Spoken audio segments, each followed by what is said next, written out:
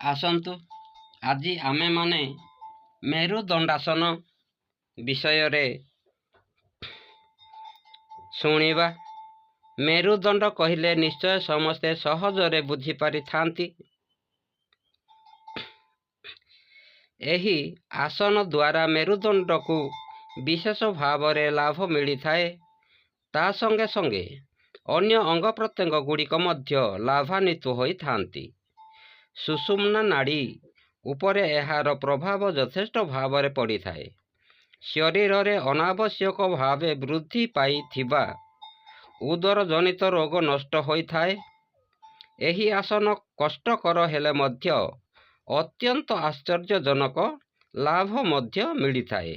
ଏହି ଆସନ କଲେ ଅଧିକ ପରିମାଣରେ କ୍ଷୁଧାଜାତ ହୁଏ, ତେଣୁ ପୁଷ୍ଟିକର ଖାଦ୍ୟ ଖାଇବା ଆବଶ୍ୟକ। ଧୀରେ ଧୀରେ ଏହାକୁ ଅଭ୍ୟାସ କରିବାକୁ ହେବ।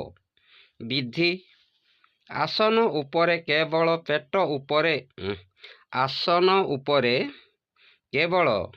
ପେଟ ଉପରେ ଭାରା ଦେଇ ଶୋଇବାକୁ ହେବ।